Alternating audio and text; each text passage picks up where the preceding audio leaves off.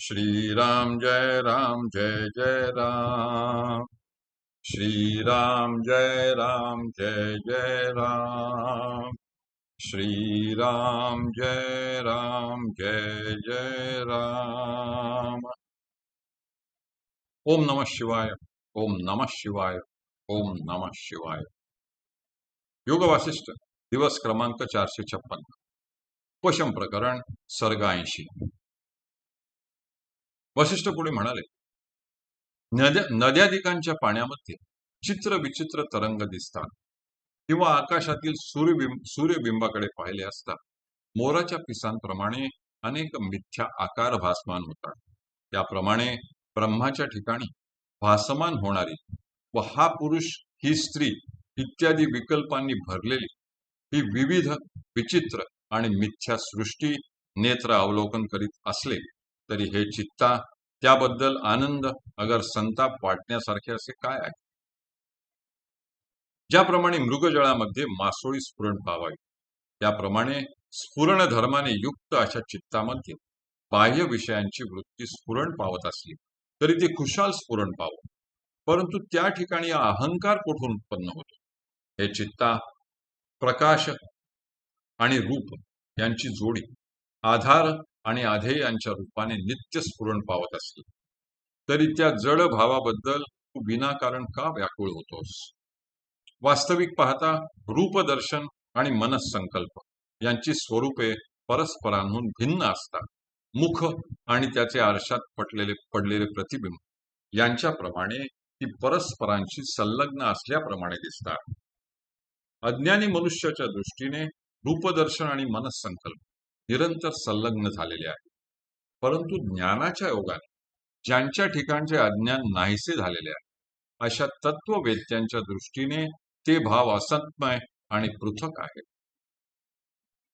ज्याप्रमाणे केवळ मनाच्या संकल्पामुळे लाकूड आणि लाख ही परस्परांशी संलग्न झालेली आहेत असे दिसते, त्याचप्रमाणे रूपदर्शन आणि मनसंकल्प ही कल्पनेमुळे परस्परांशी सुसंबद्ध आहेत असा भास होतो. परंतु मनाचा मननरूपी तंतू स्वरूपाचा अभ्यास आणि विचार विवेक यांच्या योगाने एकदा तुटला म्हणजे त्याबरोबरच अज्ञानाची भावना नष्ट होते. अज्ञान क्षयामुळे मनाचा नाश झाल्यावर रूप दर्शन आणि मनसंकल्प इत्यादी भाव पुन्हा पुन्हा केव्हाही एकमेकांशी संलग्न होत नाही.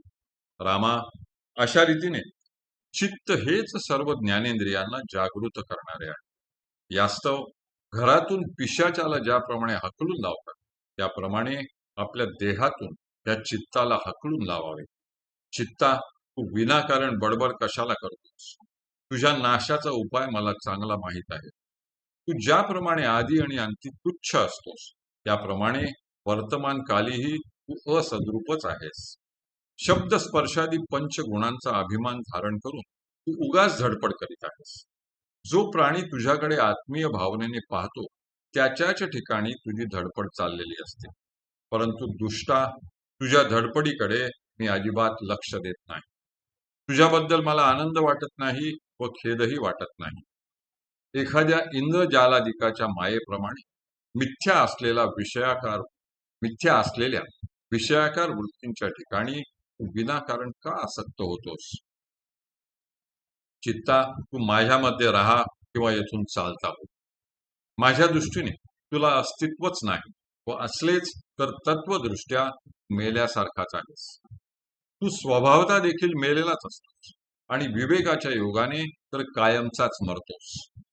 नेहमी मृतवत असलेल्या मना तू निस्तत्व, जड, भ्रमिष्ट आणि शठ आहेस.